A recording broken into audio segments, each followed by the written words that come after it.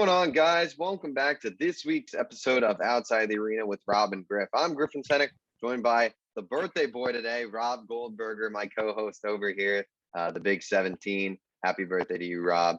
And yeah, today we're back at it once again. It has been a crazy week in sports, specifically in the MLB, which is now in a lockout, which is very, very weird. I mean, you look at MLB.com, you see all the players faceless, and there's no real articles. It's very weird.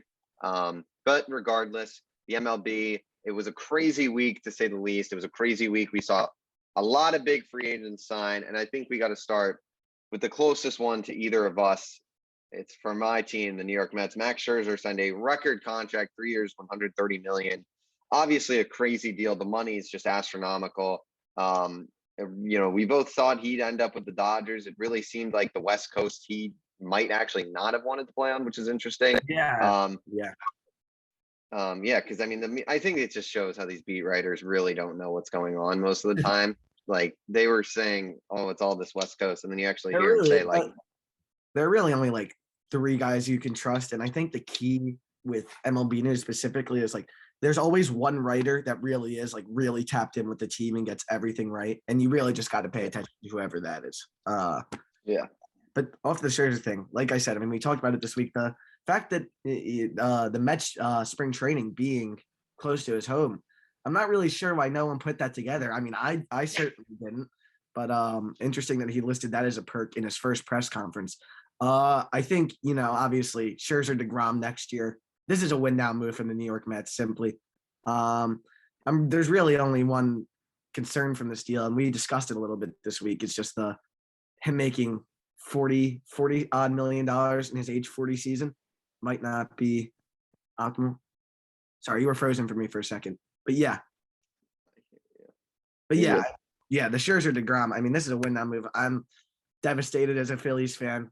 I'm really trying to nitpick here. I mean, I just really hope I really hope the sort of Max Scherzer becomes washed over a very short period of time. So yeah.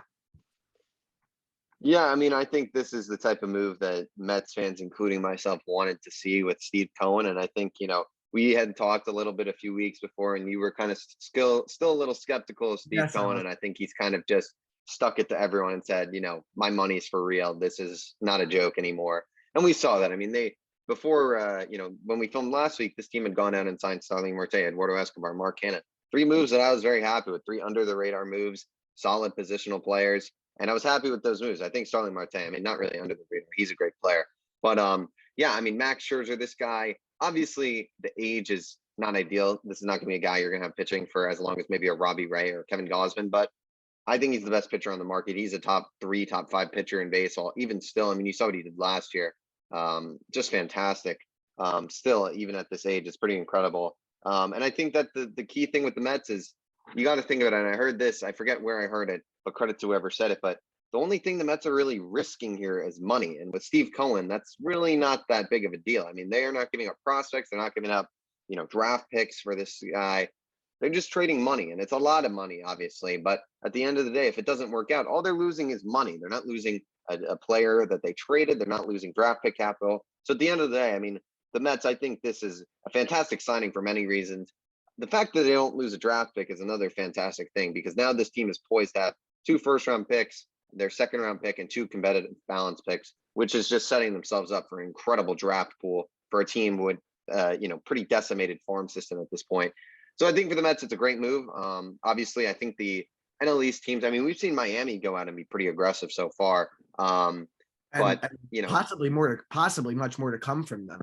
I mean, that by the way it sounds from almost every reporter. I mean, it looks like, which is sad. It's a sad day when the Miami Marlins are showing more desire to compete than the Philadelphia Phillies. But at this stage, I'm just not even surprised at this stage. It's disgusting. Philadelphia Phillies are a disgusting organization. I gotta say. Sorry, I'm gonna shift the talk to Philly for one second. Shift us. Yeah.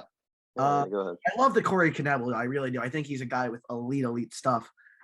It just signifies to me something that I'm not too happy about, which is the fact they're going to look to try to get 2 to 3 really good back-end guys, it seems, instead of one really, really elite closer that they're going to splash money on, which is really not, like,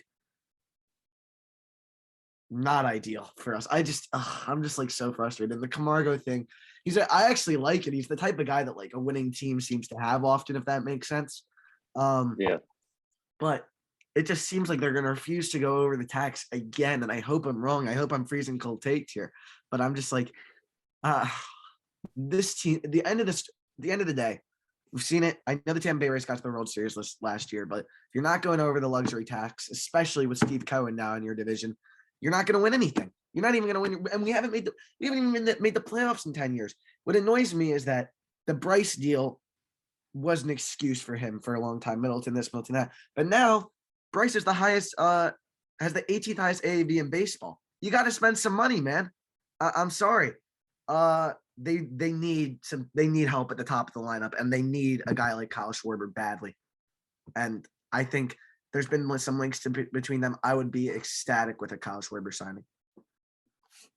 Kyle Schwarber would be huge for many reasons. I mean, that Philadelphia Phillies team, I mean, they don't really have that big lefty bat. They haven't really had that big lefty bat. I feel like I might be wrong. Oh, well, I guess they have Harper. So I guess I'm wrong with that.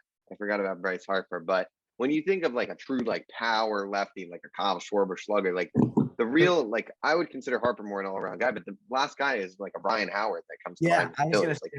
I was gonna say the same thing. Bryce like clubs home runs and he's like a great power, like he can hit for power, but Schwarber is like a pure power. He's a pure power guy. And he's like, and yeah, him hitting a leadoff Griff. I don't know how to tell you that. Like they've needed a leadoff hitter for so long. It's unbelievable. They've had guys, so many different guys, McCutchen, Herrera, just not good enough. Not good enough to compete with teams like the Mets and the Braves. So yeah, I mean, the Braves have been quiet too. They haven't signed Freddie Freeman yet. So this division right now, I mean, Miami's got a very good young team. I mean, the Miami Marlins, I think, are going to be much closer to 500 this year, and maybe even push it to be above. I think the Mets are going to be improved. I think the Mets,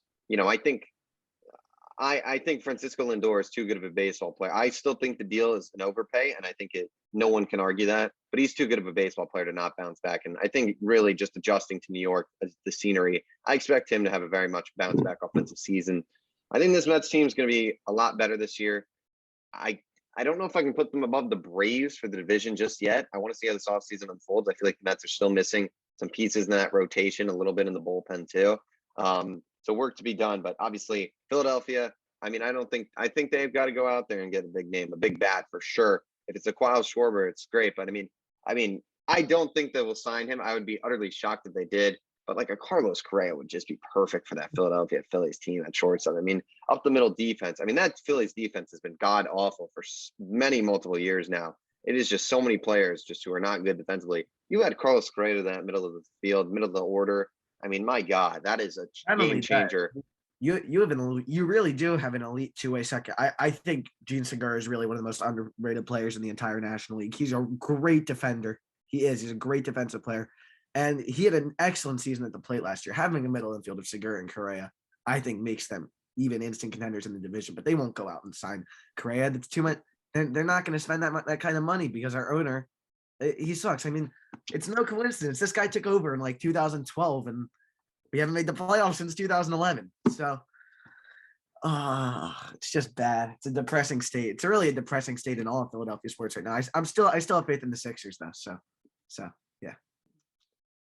All right. Well, with that, we can move on to kind of the next big headline from MLB, and it's the Texas Rangers. This is the team that spent the most money so far. They have gone out and they have, said, we've got this new stadium. We want to put some superstar players in it for fans to enjoy. And they went out there and did that. They obviously made 3 bigger signings. John Gray, which, John Gray is more of an upside piece. I think that's a lot of money for a guy who's kind of struggled, but he's pitched at core, so give him the benefit of that. And then obviously the 2 big moves, Marcus Semien, 7 years, I believe it's $175 million or so, maybe 185. And then Corey Seager, 10 years, $325 million. Just 2 major signings for this middle of the infield. This lineup's going to get infinitely better. I'm not ready to say this team is a playoff team just yet because of that pitching. I still think that pitching is god awful, but the Texas Rangers, they're really going for it. And they're saying, we're going to get our guys for the future. And they went ahead and got 2 of the best players in the league. So what are your thoughts on what the Rangers are up to? It's just like I was on Twitter and I saw the Texas Rangers projected lineup. I got through the first 3 guys. I'm like, okay, this could be a playoff caliber roster. And then after that, it's like, is that Cole Calhoun in there? Is that the same that the same person? But yeah, I think this is obviously a team that's very top heavy right now. They have no depth. I mean, they got a lot of work to do. But I think Rangers fans should be very excited because I mean, this is clearly like the first step in a project to actually invest in a team. And I think, yeah, I haven't seen that. I mean, the Rangers have been bad. How long have they been bad? No, Griffin. How long have they been bad? 4 years, 5 years? Yeah, I mean, I really don't think this team's been. I mean, there was. It's probably been since around 2015, 2016, I think, since Right. they've been good. Right. But yeah, I mean, they have their pieces, which is important. The only issue is Marcus Semien. They're going to be paying Marcus Semien like what's the AV on this, Griffin? 20. I think it's about 25, right? Isn't it? Yes, 25 million. Yes. 25. They're going to be paying him 25 million a year in his age 36, 37, 38 seasons. So, I mean, that could come back to haunt them. I mean, I think they had to do it though to convince him to come there. Same thing with just 7 because you saw that they were offering like 3 or 4 more years more than any other team. I think they're very serious about competing right in the near future. I just don't think they're going to be able to do it next year without obviously, like you said, some more pitching and I think a lot more depth in that lineup. Yeah, I mean, this is a team that they clearly want to win, which is interesting. I mean, now you look back and you're like, why did this team trade Joey Gallo? I mean, I know they got a pretty decent haul of prospects, but I mean, none of those guys were top tier guys in my mind. So, I mean, if you had Joey Gallo, this could be a totally different ball game here, but obviously you don't. I mean, I think it's just the pitching right now that, the lineup will come. They've got some pieces here and there. And obviously you got your 2 big bats. And I think this is a process where I think it's going to be 2 to 3 more years before we see this team potentially seriously look into competing. It's just the pitching and their farm system. I honestly don't really know too much. I'm going to look at it right now. But, I mean, I think it's I don't think it's anything special. So at the end of the day, it's a good move. I'm glad to see teams are starting to compete and whatnot. But let's see where the Rangers are. Who are their top prospects? Oh, so they have the Jack Leiter pick, obviously. Yeah. That's kind of their key pick. So we're gonna have to see when Jack Leiter comes. Josh Jung is another. They've got 5 prospects in the top 100. So it's a pretty solid pool of guys. I think Jack Leiter is the big one. They'll obviously have a pretty solid pick this year. So we'll see what happens with Texas. It's just good that they're going for it. Interesting that they got both, though. I mean, I think that's a team that they've taken two of the core middle infield guys, and now all of a sudden see a team like the New York Yankees maybe kind of struggling to find their guy or whatnot. We'll say though. Yeah. All right. With that, I think we can kind of real quickly discuss a few of these other moves. Really, in the starting pitching market, we saw 2 of the other top guys. Robbie Ray signed a 5-year deal with Seattle, and Kevin Gausman a 5-year deal with the Blue Jays. Rob, which of these 2 5-year deals do you like more, Kevin Gausman's or Robbie Ray's? Put me on the spot here, Griff, aren't you? A little bit. I think I believe in Robbie Ray more, Griffin. I think I do. I think Kevin Gausman's second half of the season was very worrying to me. I think I don't know. I just don't. It's just like you're making me choose on the spot here. I do like both of these guys a lot, though. To be fair, but I am a big Robbie Ray fan. I mean, I know the Phillies weren't going to go out and spend money on starting pitching, but I would have liked. I mean, Robbie Ray, I think, is just I think he's just a really good pitcher, man. I really do. I know he wasn't great in 2020. He only pitched like 5 games, though, right? Yeah, something like that. But he was unbelievable last year. I mean, you saw the boost that he gave the Jays on every single night that he was pitching. And to me, I don't know, just Gausman, there's just something so sketchy to me. I think there's something so sketchy about this whole 2021 Giants team. You know what I mean? I'm just not sure if I can keep up faith in any of them to keep up the same production that they did in 2021, except for Logan Webb. I think Logan Webb is going to be very good for many years to come. But I don't know. I think, there's just this 2021 Giants are that I have, and I don't know. Yeah. I mean, I agree. Yeah. I mean, I think you also look at the 2021 Giants, and now it's like you've lost Kevin Gosman, who is basically your best pitcher. You've now lost Buster Posey to retirement, which is a big loss. Like, I'm a little worried as well about these San Francisco Giants. I'm going to be honest. I think both of these guys they got paid well, but they both have question marks attached to them. I think Kevin Gosman, like you mentioned, that second half's worrying. I mean, he is just so reliant on that splitter to be successful. If teams really start figuring out that splitter, he kind of loses touch with it. I mean, it's not going to be pretty for Kevin Gosman. Obviously, I like him. I think he's a great pitcher. I wanted the Mets to go out and sign him. I'm a big believer in him, but there is a little concern there. But I like the move for the Jays. I mean, you look at the Jays rotation now. You've got Gosman, you've got Jose Barrios, you got Hinge and Ryu there, I believe, for one more year. And then you've got the young guys, Alex Manoah, I believe, a few other guys there, I believe, too. So they've got a good, solid group.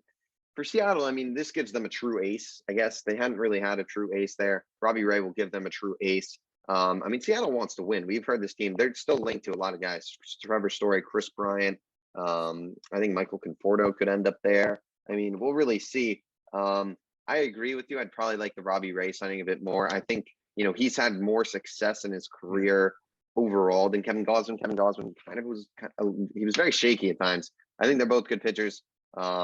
I just think Robbie Ray, AL West, I think it's a good sign. I think they're both solid signings. But I don't know. They both kind of worry me just a little bit. I just feel like neither of these guys are like the elite pitchers that their seasons may have had. I mean, another guy who had a great season, Marcus Stroman, we can get in talk about him. I mean, 3 years, 71 million.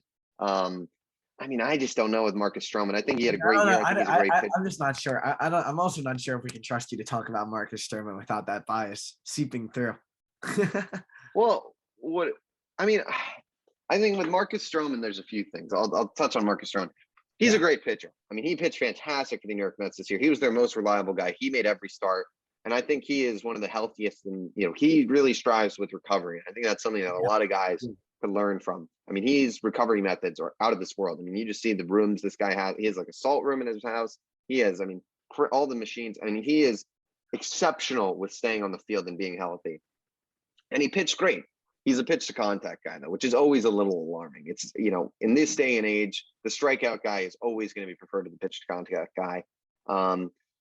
Look, I think with Marcus Stroman, he's a good pitcher. There's obviously, at the end of his New York tenure, there was a lot of, controversies potentially in the media.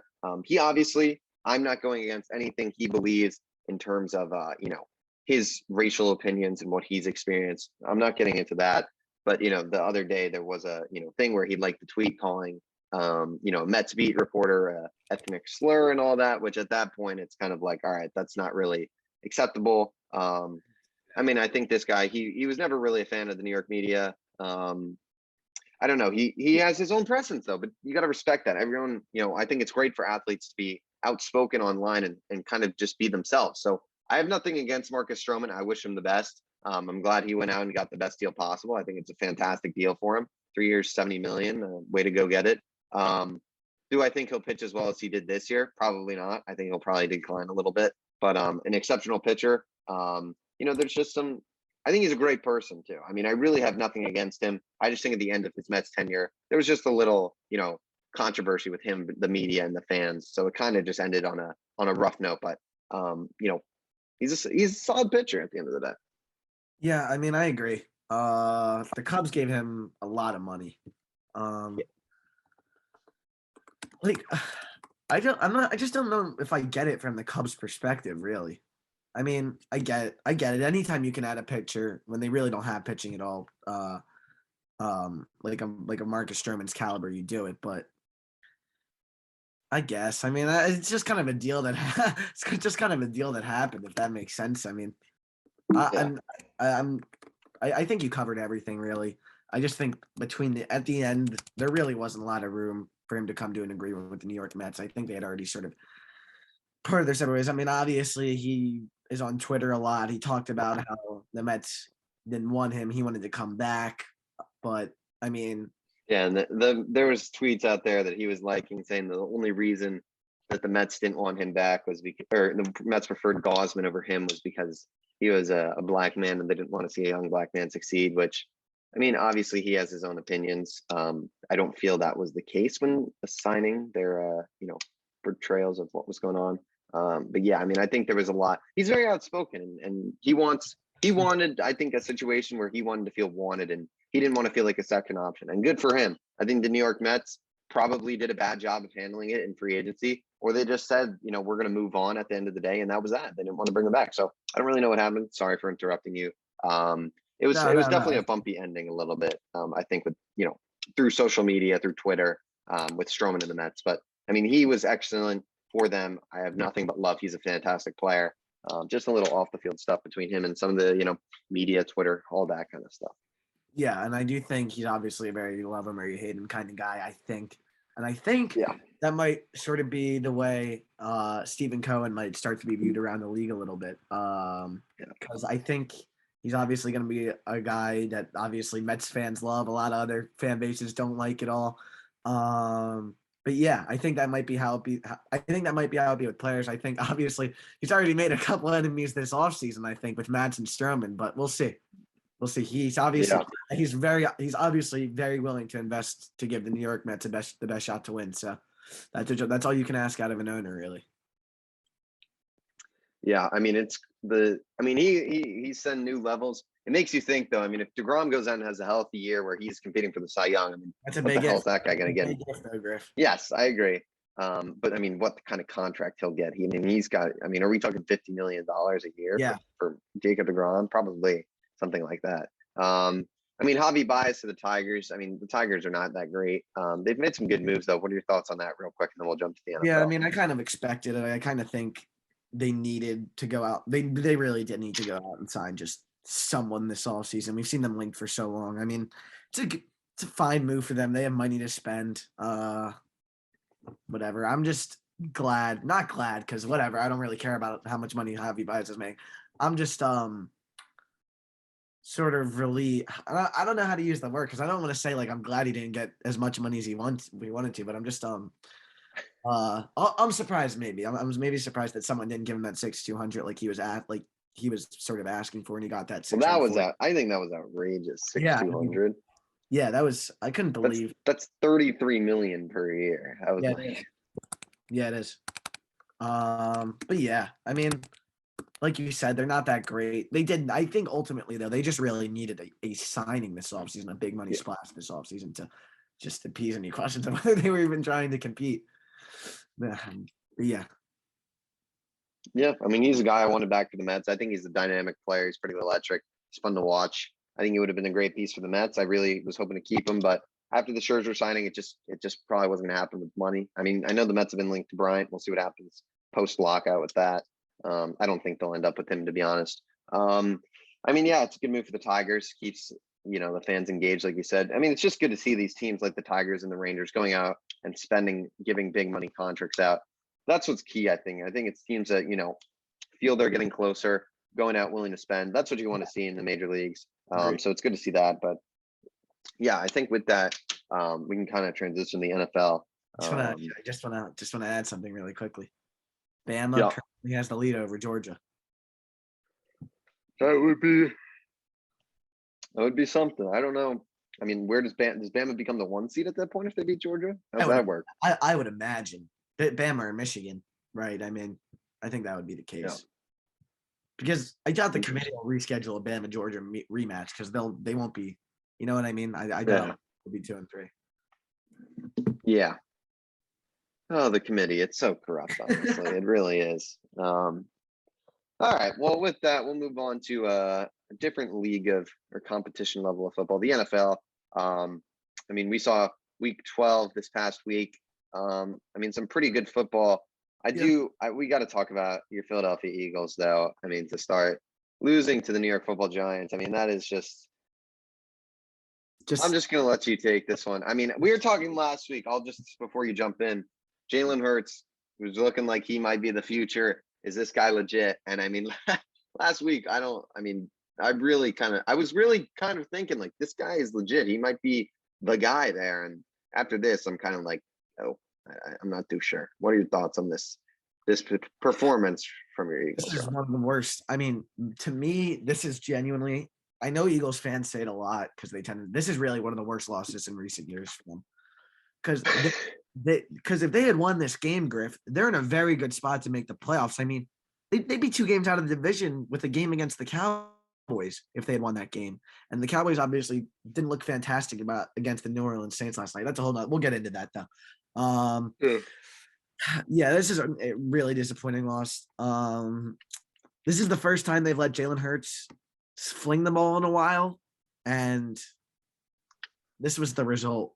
And I don't love that at all.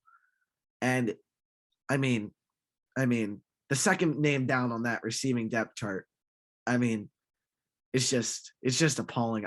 This guy was a first round pick. Griffin, when's the last time you saw a receiver drop the same receiver drop not 1 but 2 touchdowns on the same drive? Have you ever seen that before? As bad as the Philadelphia Eagles had played, the New York Giants are a terrible, terrible football team. The Philadelphia Eagles played and Daniel Jones, I mean, this guy is a jokester. Get him out of the league. I would even rather have Jalen Hurts, because at least Jalen Hurts is throwing the ball. This guy stinks. I couldn't believe Giants. I mean, obviously I know there's some Giants fans here to this podcast, and listen, they can talk all they want. This is their Super Bowl this season. I mean, Darius Slayton after the game, I thought it was a little bit ridiculous what he was tweeting out there, with him and his 3 catches. Whatever. That's more than any of the Eagles got. No, Kenny Gainwell, the running back, 3 catches for 32 yards. You know what I really like when the Heisman Trophy winning receiver gets ignored on the final drive. I really like that. I just don't get it. And as bad as the Philadelphia Eagles had played about the worst game possible. They turned the ball in the red zone. They turned the ball over in the red zone twice. And they still had a chance to win the game at the end of the day. And you had 3 drops on that final drive, and that's inexcusable. That's not winning football. Jalen Reagor, as if it wasn't enough that Justin Jefferson, it's not even like Jalen Reagor is like a mediocre, like pretty good wide receiver who's like still developing. And Justin Jefferson was taking after him, so people hate him. Like, this guy is terrible. This guy really, really is not a good wide receiver. And he always does this thing. I'm sorry, I'm going to target him personally now. He always does this thing it pisses every Eagles fan off. It was just this thing on social media where he's like ignoring, like after every single week, he's like ignoring the haters, like locked in my own zone. Hold on, I'm actually gonna pull up his Twitter right now for you, Griffin. He has the gall to tweet stuff like this. Like, he after that game, he posts a picture of himself, and it says DND. It says DND, do not disturb. A test of faith. Real dull soldier, beat the odds over and over, and he deleted the rest of his tweets. Just a Hall of Fame loser. I mean, I think it's disrespectful to a lot of Eagles fans like to compare him to Nelson Aguilar, sort of a bust in the same range. But Nelson Aguilar had 9 receptions for 84 yards in a Super Bowl. This guy isn't even close to Nelson Aguilar.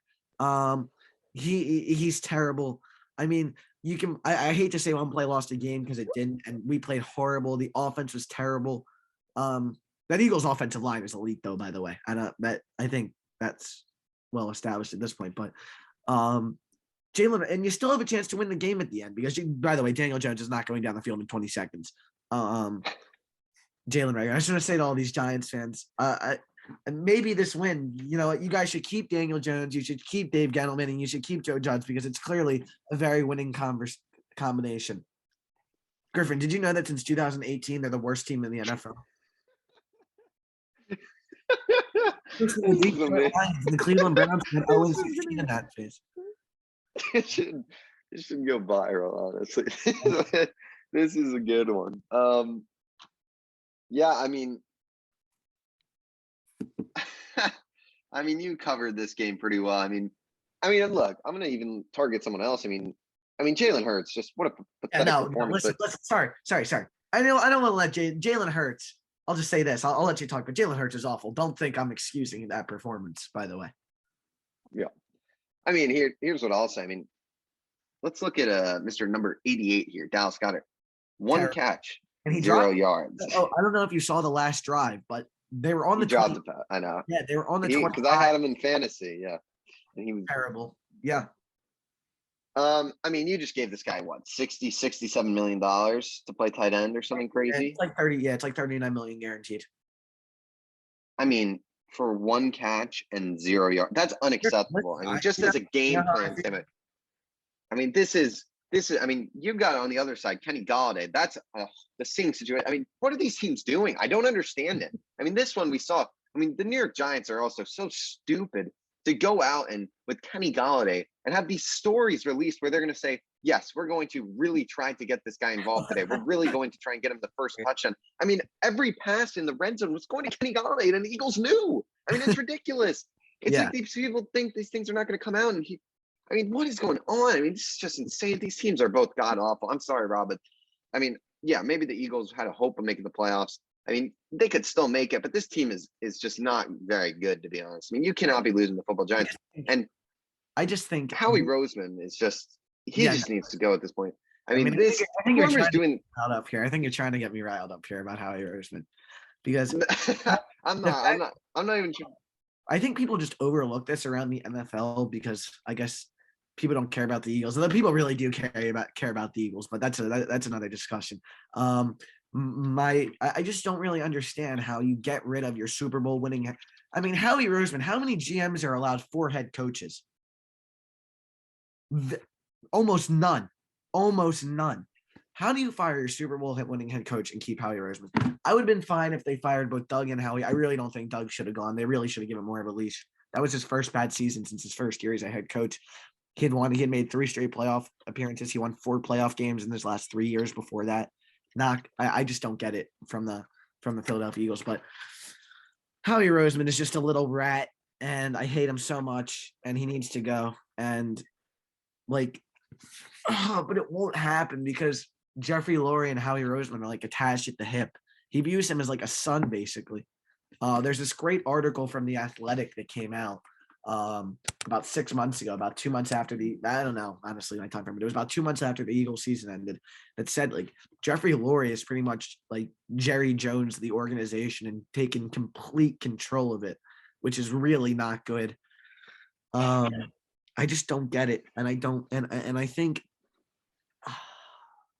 the Eagles should have won this game by 2 touchdowns, and they would have. With the issue to me, the quarterback isn't good enough. He's not. Because I've said it before, with an actual quarterback, I think this Philadelphia Eagles team has 7 or 8 wins right now. It's not good. I think the Eagles' best option really is to probably let them play for next year because the draft is really not good this year. Yeah. And then the 2023 QB draft is very good. CJ Stroud, Bryce Young, obviously. So I think I would wait for one of those guys because it's the cheapest and most inexpensive option, which you kind of need right now because he just gave $60 million to Dallas Goedert. But yeah. I mean, I'll finish this. We've been talking about this game for a while now, so I'm going to kind of hit a final point and then we'll move on. I mean, I think kind of what I was talking about, I mean, with Howie Roseman, just the talent evaluation in this organization just appears to be so poor right now. I mean, you got to look at these 2 draft classes in recent years. In 2019, with the 57th pick, the Eagles took J.J. Arcega-Whiteside. DK Metcalf was available and picked 7 picks later. I don't know. I mean, even Paris Campbell would have been a better option. I mean, J.J. Arcega-Whiteside, I don't think there was anything even there that was really like, I don't know. And then last year, obviously, you have Jalen Reagor picked over Justin Jefferson. I mean, it's just like, you got to find these players that are superstars and to me, have these. I think they finally started adapting this strategy this year, but ask any Eagles fan, the best strategy is to draft the best players who play the best against elite level competition instead of from, I'm sorry, TCU and Stanford. Draft the guys, and we've already seen the fruits of it because Devontae Smith I know he didn't have the best game, but he's not being targeted. I think even you will make, he's going to be, I think, a very, very good wide receiver. Especially with a real quarterback. I mean, this guy's probably going to have 1,000 yards his rookie season. Just needs to bulk a little bit, little more weight still. I think weight just a little bit more, just a little. Did you see that catch against the No, Saints? he's very good. He's very good. Don't get me wrong. Jamar Chase has slowed down in recent weeks, which I find very interesting. I think teams are really targeting him, though. If you really watch the Cincinnati Bengals, I think teams are making a very concerted effort to take him away. So, yeah, I think all these wide receivers are really good. But yeah. Yeah. All right. That was a lot. That was an all-time Eagles rant, to be honest, there. Bucks Colts, that was a great game. I don't even know how much we really need to jump into it, though, to be honest. The issue with that game, the Colts, I'll just say this: the Colts being pretty bad earlier in the year is really going to come back to haunt them, because their schedule isn't like, they have bad teams, but they have some pretty good teams too. Their schedule really is not a cakewalk for the rest. After they play the Texans this weekend, they have to play the Patriots and the Cardinals. So yeah. I just think, I don't know if 9-8 is going to be enough, because I think they're going to lose to both of those teams personally. I don't know if 9-8 will be enough to get them in, because I think this is a pretty good football team. I hate to say it, but I think losing to all those bad teams earlier and losing, not being in the greatest of shape earlier in the season, losing to the Seahawks by 12 at home is really going to come back to bite them. Yeah. All right, let's talk about Packers Rams here. And honestly, the Browns game, that was just an all-time bad game. I've never seen that bad of a football. The Baker Mayfield needs to be on the bench. That's just all there is to that. Baker Mayfield, he needs to be put on rest for the season. He's not 100%. Cleveland Browns are injury riddled, whatever. The Green Bay Packers have proved me wrong this year. Aaron Rodgers is looking fantastic. A.J. Dillon has been great. Devontae, obviously, you know what you're getting out of him. But the L.A. Rams, this is a team with all the star power they have. It is not going well. There's some question They did not win a – there are some big question marks. Matthew Stafford has not looked amazing. The stat line looks good, but he really did not play particularly amazing in this game. The L.A. Rams, they didn't win a game in November, Rob. With all this star power, they bring in these – I'm going to be honest. I think Odell is kind of a locker room curse, to be honest. I think he's like, at this point, Odell. I think these issues were even before. I kind of think these issues were even before Odell. I don't know if it's fair to put this all on Odell, Griff. I think Odell, but Odell is not Robert Woods, is what I'm trying to say. Is not. Of course. But Griffin, that defense has not looked good. No, I think the issue with the Los Angeles Rams is, if you don't win it this year or next year, they're directionless. Yeah. I've said it before. I don't think they're as good as the Tampa Bay Buccaneers. And this is a really concerning list, because I thought they were better than the Green Bay Packers. I really did. I know I picked the Packers, but I know that score says 36-28, but you and I both know that game was not. Look at the fourth quarter. They put up, it was 36-17 going into the fourth. Yeah. Not good from the Los Angeles Rams. And I think obviously the number one concern on this team is Matthew Stafford's play. And it has been that way for about a month. He's just not looked great. Listen, Matthew Stafford isn't Tom Brady or Aaron Rodgers. He's not.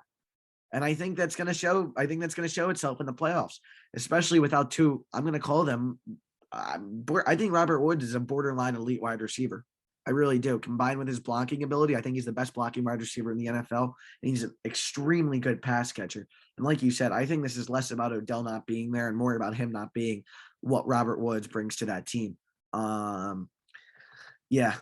Matthew Stafford's play, if he can get it back on track, it's he needs to. Simple as that. Yeah. Yeah, there were some things in the media this week that he's really banged up, that he's got chronic back pain, really, he is really banged up right now. And I don't know. I'm a little worried about the Rams. I just think it's just and someone brought it up this week, but I don't necessarily agree with what they said. I think it was Troy Aikman, that these all-star teams really never seem to work out in the NFL, which I kind of disagree with, because you look at the Tampa Bay Buccaneers. Tampa Bay Buccaneers won last year. Tampa Bay Buccaneers won. Yeah.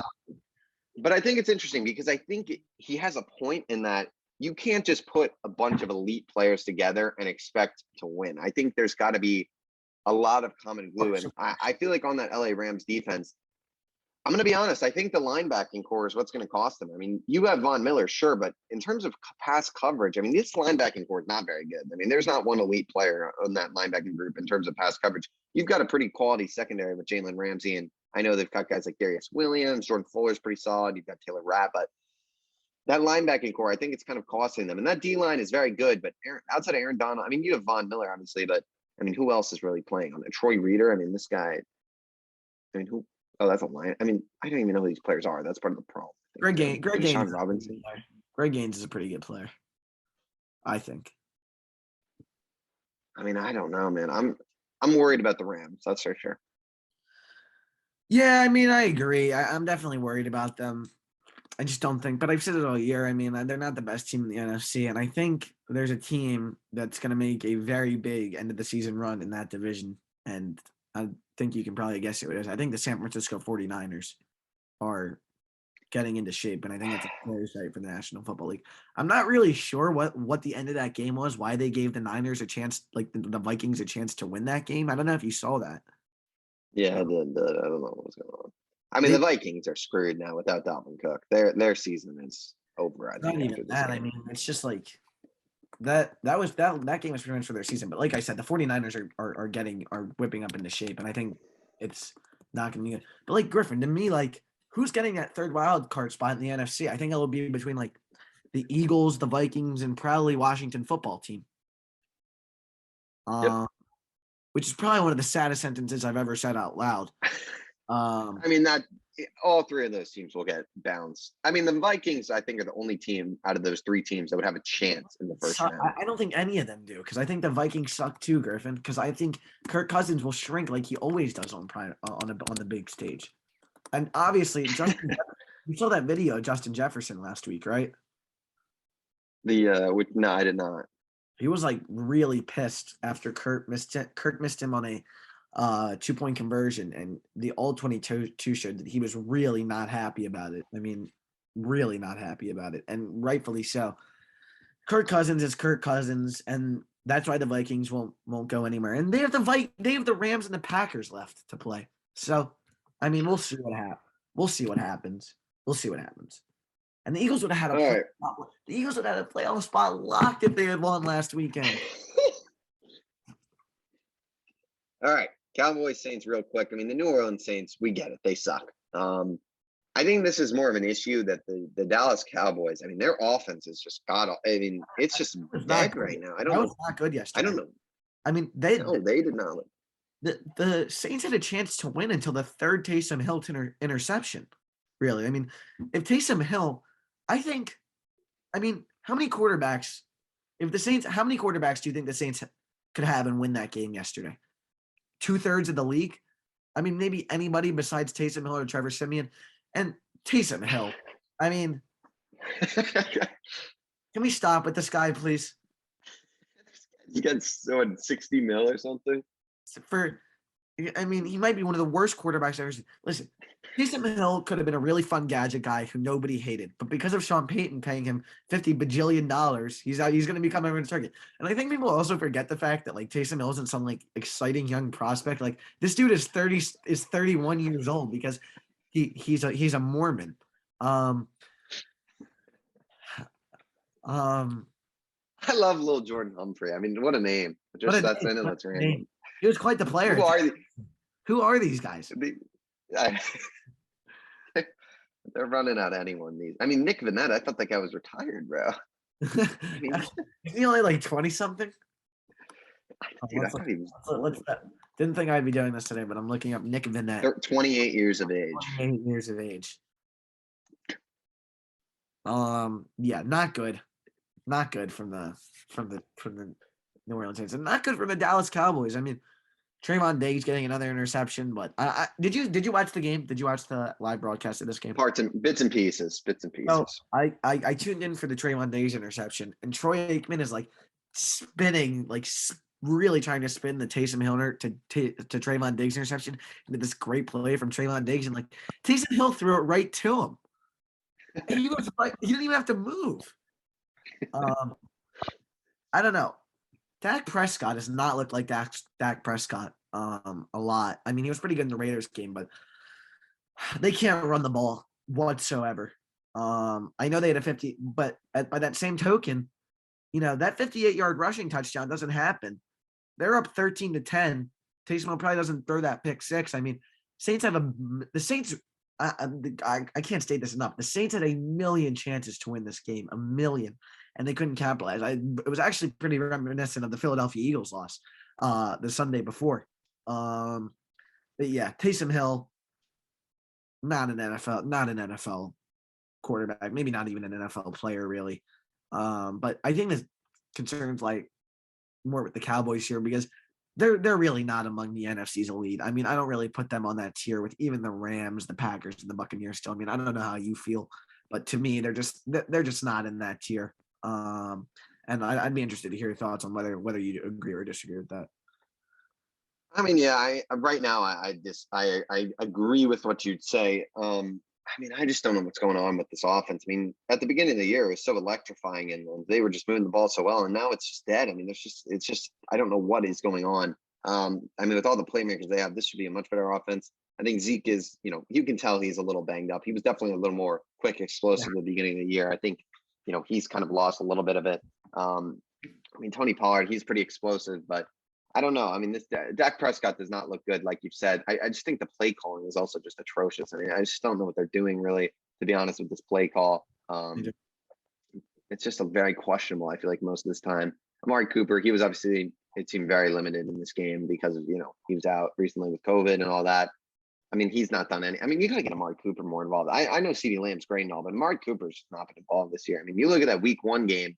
I mean, he was just 13 of 16 for like 200 yards almost. I mean, what happened to that? I mean, where is that offense? I mean, now he's getting 2 catches, like 4 catches for 30 yards. I mean, what is going on? This guy is, he's a very good wide receiver and they're paying him a lot of money. And to not use him is just so stupid. I mean, I just don't understand these teams paying these receivers this large sum of money.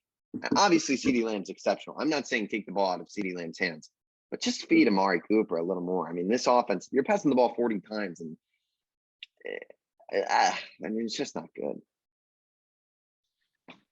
Yeah. All right. Great. Yeah. All right. With that, let's move on. This first game, I think we'll both be unanimous. Even though you hate Carson Wentz, I'm going to take the Colts. I think JT is going to have, they were slow with him last week. I don't know what they were thinking. I mean, you just saw immediately once they gave him the ball, it was like, oh, wow, this offense looks good all of a sudden. It's like, who would have thought? They were trying to get too cute with Carson Wentz there.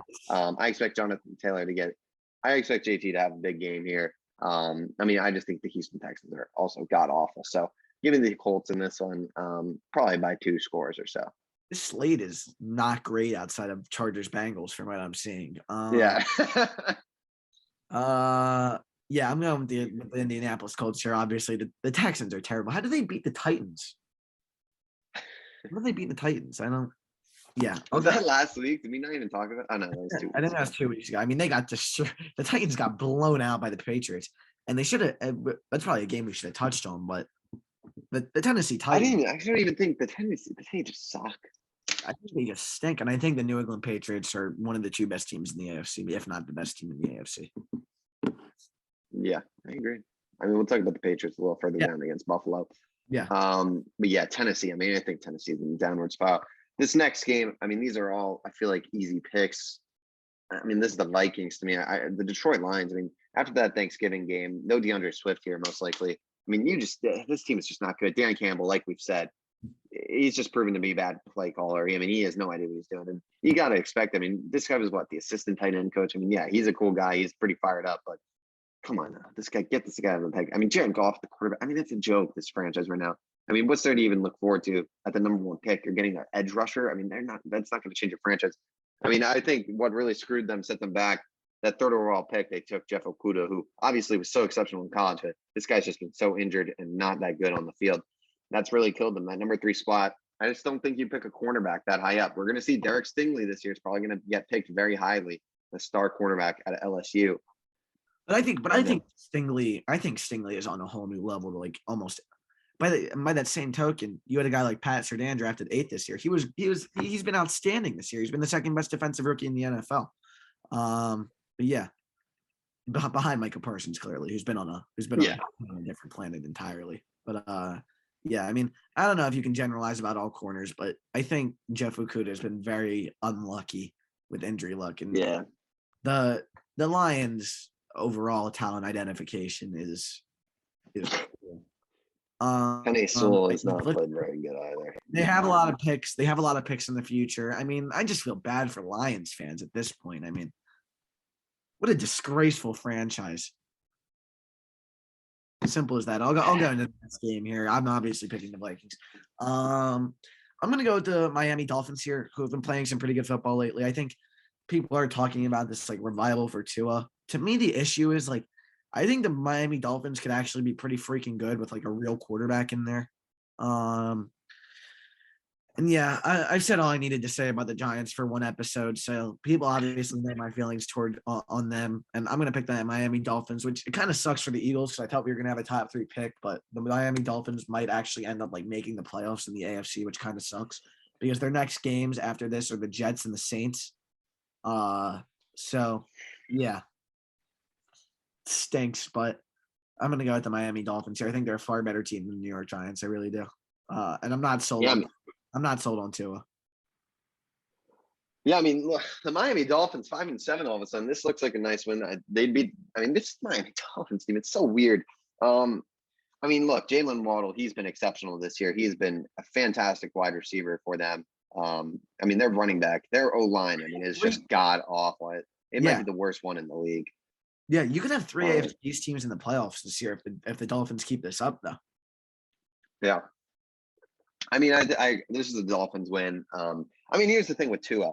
He's not the thing with him is he's not a flashy quarterback. He's honestly a worse Mac Jones, is what I would say. He's not a flashy quarterback.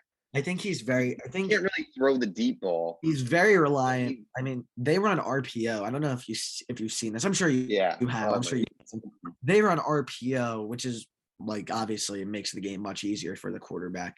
They run RPO on like 50% more than any other team does. So I think that's interesting. And funny enough, I think the Patriots run it like the second most. So yeah, I mean, I think Tua's fine. I don't think he's a bad quarterback. I just think like I always ask myself these quarterbacks these questions. Tua, Jalen Hurts, all the rest of these guys, right? Do I ever think they're going to be good enough to the point where they're going to be elevating the team, dragging a team to an NFC championship game or to a Super Bowl or being a top 6-7 quarterback in the league? I don't see it with these guys. And I think it's become such a quarterback heavy league that at this stage, I really am. I know this is still a pretty new strategy. A lot of teams are doing it. I would keep doing what the Arizona Cardinals are doing. If you don't find your guy and this guy isn't a superstar, draft another one. I mean, we've seen what elite quarterback play can do. We saw what it did for the Arizona Cardinals. They went from a bottom feeder to one of the best teams in the NFL. I mean, they added a lot of other pieces, but regardless, I mean, there's no doubt. I mean, I just think the Miami Dolphins, they're going to be – I don't think it was their fault because I would have picked Tua over Herbert, but that Tua over Herbert pick is just – it's brutal because I'm seeing – sorry, I'm going to go – I'm feeling a little ranty today. But I think it's Justin Herbert criticism, which is I find – I don't know if you've seen this anywhere. People have been a little harsh on Justin Herbert recently on the CBS NFL Today show. I forget who was talking about it. He was being a little harsh on Justin Herbert. I just don't get it, man. This guy is an exceptional quarterback. He's in year 2. And I really think he's even being handicapped by his offensive coordinator, Joe Lombardi, who I think is bringing a lot of like final years Drew Brees, like slant Michael Thomas offense because he's the former coordinator for the New Orleans Saints. And I think he's really limiting Justin Herbert. Sorry, I'm getting into the Chargers-Bengals game a little early here, but that's just how I feel. I think Tua can never be a Justin Herbert type of quarterback. And that's why I just think you got to move on from him because I think you get insanely lucky sometimes like Nick Foles, but you need elite level quarterback play to get to the top. You do. Even Jared Goff prior to the Super Bowl was excellent in 2018. And I just don't see Tua ever becoming that guy in my life. I mean, I think Tua, and we'll move on after this. I mean, Tua, he's just a guy who, completion percentage wise, he's been good this year. He's been exceptional. He's just a quick release guy. This guy's not a guy you want to throw the deep ball. This is not a guy who might march you down the field as quick as you want. So we'll see. I mean, I think the Dolphins, I think he's fine. Like you said, I don't think he's anything special. He's kind of just mediocre. And he's played better this year, though. Give him that. He's improved. Yeah, He's looked a lot better recently. But Miami Dolphins for both of us here. I'll lead us into this next game where we will both be, I'm assuming, taking the Tampa Bay Buccaneers. Atlanta Falcons, obviously, they did beat the Jaguars last week, but just not a good team right now. Outside of Cordell Patterson, I guess Kyle Pitts. Kyle Pitts has kind of been cold recently. These last 5 or 6 weeks, he's been really bad. I mean, it's so weird. He was so good for a few weeks, and then all of a sudden it's just dormant right then. I guess teams can just really focus all their attention to him. But this will be the Tampa Bay Bucks. With Tom Brady, I think the Bucks got to be the favorite in the NFL, to be honest. I know that's a whole nother conversation, but I just can't put that defense, they have a lot of injuries. So that would be what costs them at the end of the day. AB, obviously, the whole suspension at this point, who knows what the hell is going on with him. But I'm going to take the Bucks here. Yeah, I mean, same. I don't think there's too much to talk about. Yeah.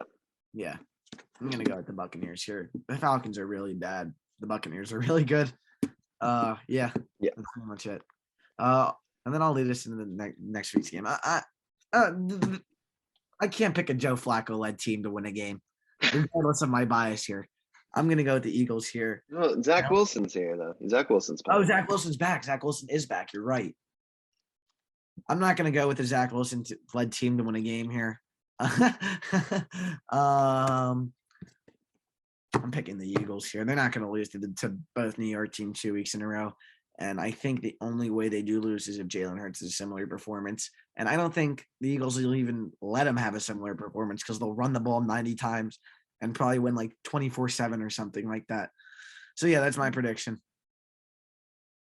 I'm going to go with the New York Jets here. I think this is a game the Jets can win. They won last week against the Houston Texans. I think Zach Wilson last week, not a great performance, but I think he'll be a little bit better coming off that injury, another week healed.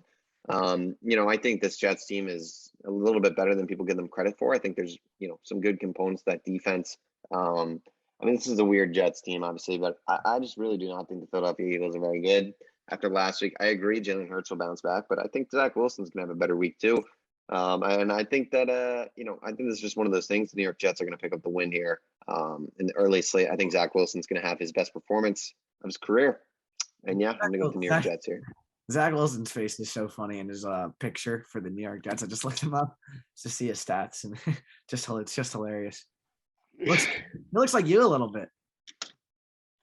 Let me see. I'll look it up. And why don't you lead us into this next game while I look this up? All right. Cardinals, Bears. I assume both of us are going to pick the Cardinals here. I mean, the Bears are just kind of like Matt Nagy's just a sitting duck.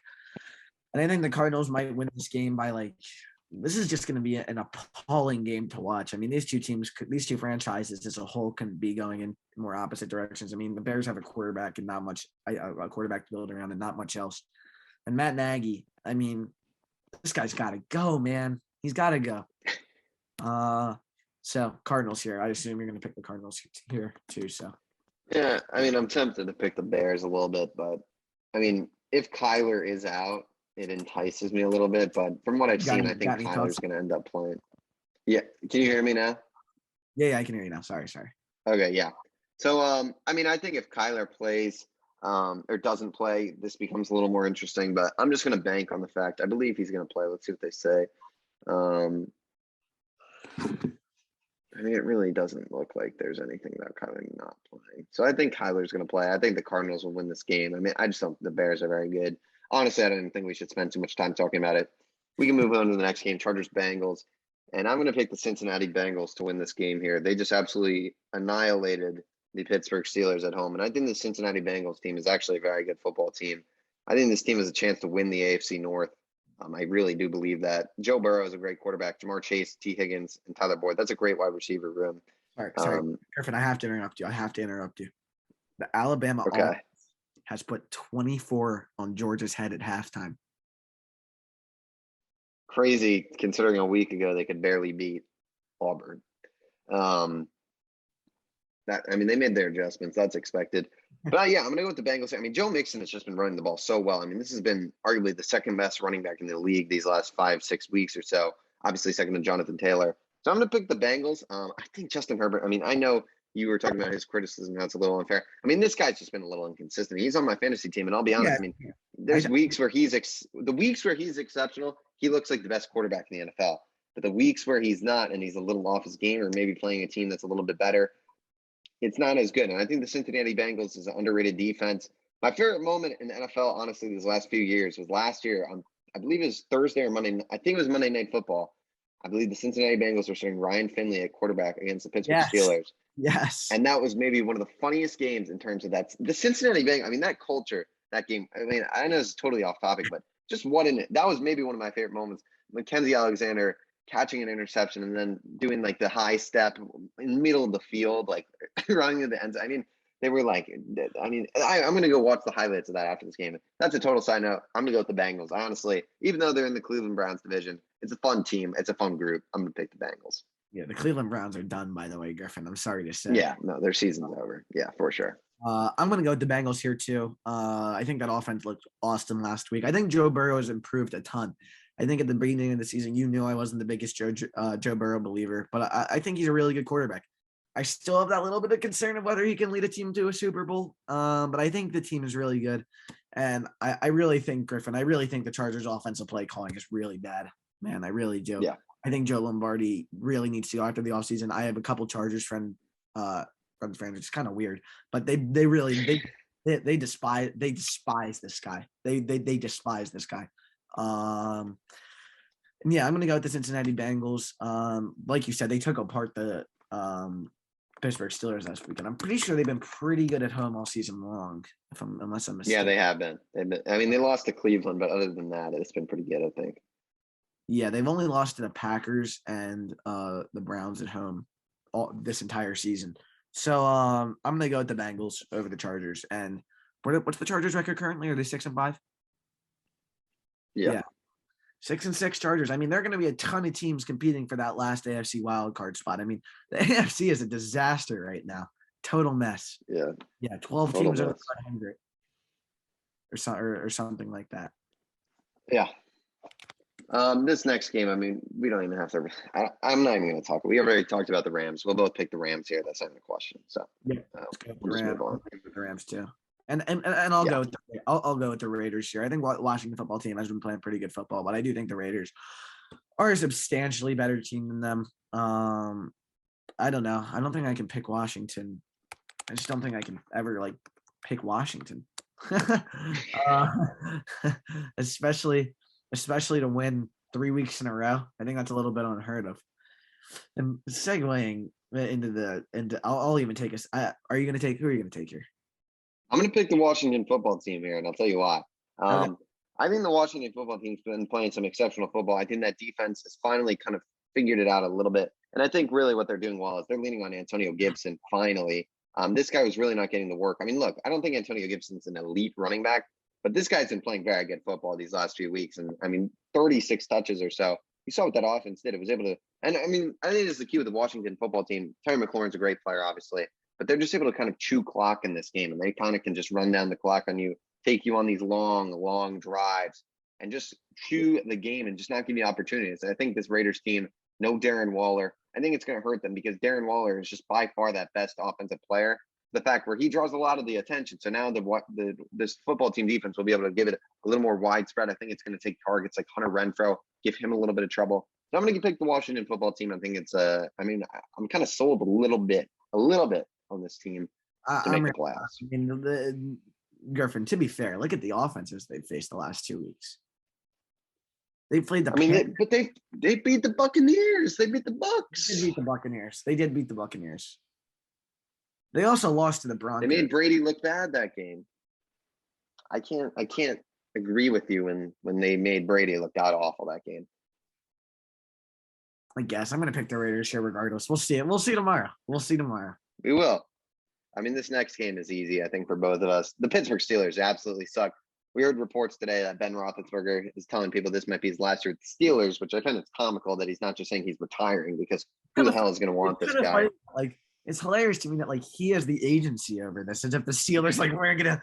I mean, the fact that they decided to bring him back this year is one of the most puzzling decisions I can remember in the NFL.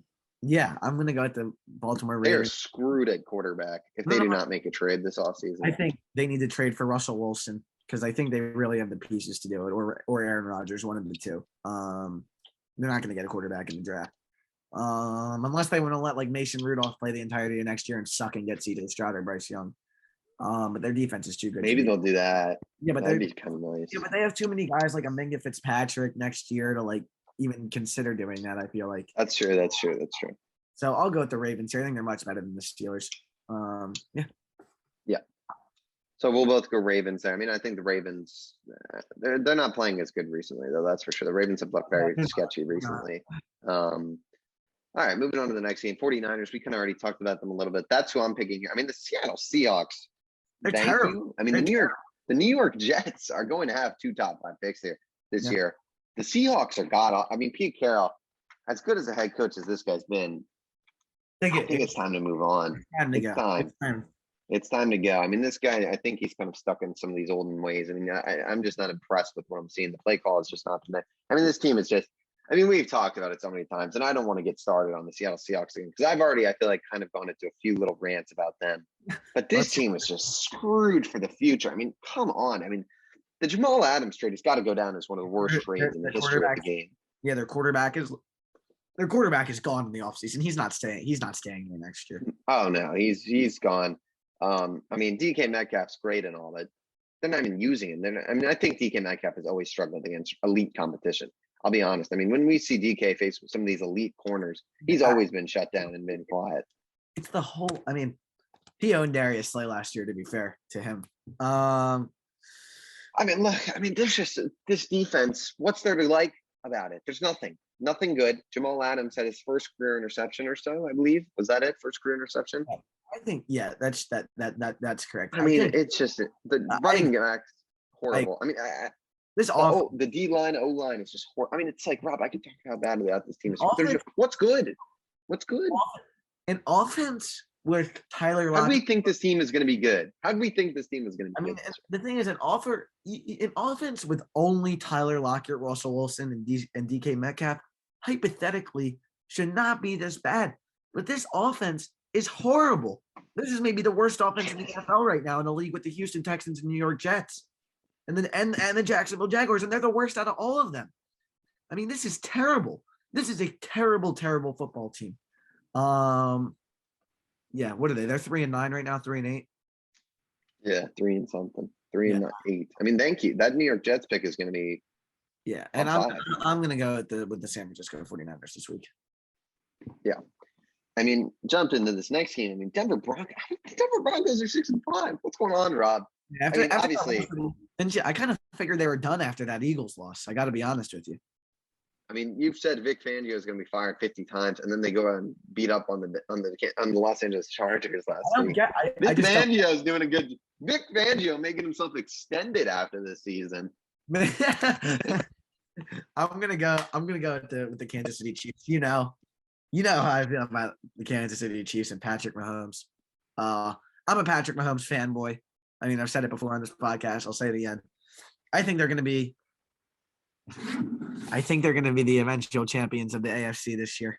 And I think the fact that they figured it out. And when the Chiefs figure it out, they're very dangerous. And by the way, that defense has stepped it up, Griffin. That defense has stepped it up after being historically bad. They've come back to league average. And I'm going to go with the Chiefs. And I assume you agree here. I assume you agree playing in Arrowhead in prime time. Yeah, I'm picking the Chiefs here. I think this is an easy win for them. I mean, Denver Broncos, I think with Teddy Bridgewater's playing good. I mean, this team's a joke. I don't know how this team's gotten this far. Their defense is pretty solid, though. You got to give them credit to that. And yeah, I mean, Chiefs come up and buy them. We'll see. Patrick Surtain is great. And Bradley Chubb's been back. I mean, he's been battling injuries all year. But, I mean, yeah, this team's good. I don't even think I really need to talk about it. Everyone knows the Chiefs. Everyone knows this deal. I'm going to jump to this next game, though. Pats Bills. I'm going to pick the Buffalo Bills in this one. I know the Pats are the hot team, but I think the Bills, this is a huge game for them. Monday night in that Buffalo atmosphere. I mean, that's a tough place to play in a primetime night game. Honestly, I don't know the forecast. Could be snow at this time of the year. I mean, if there's snow, that'd be even better. But Josh Allen, a much better performance last week. against New Orleans on Thanksgiving. I believe maybe not though. Did he have 2 picks? I think he might have had 2 picks. No, I mean think Josh he did have 2 picks. Josh Allen, I think He did have 2 picks. I think Josh Allen. I'm still picking the Bills. I think Josh Allen has regressed in a big way this year. I don't think he's been a top 5 quarterback this year at all. I think he had a really bad month. I think he had a really bad month of November. I don't know. I mean, I like Josh Allen. I still do believe in him. So don't get me wrong. I mean, I do have a little skepticism though. He really hasn't been a great NFL quarterback in 3 out of his 4 seasons in the league. I mean, this is a guy.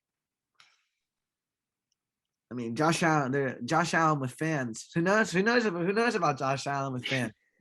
I'm going with the New England Patriots here, to be honest with you.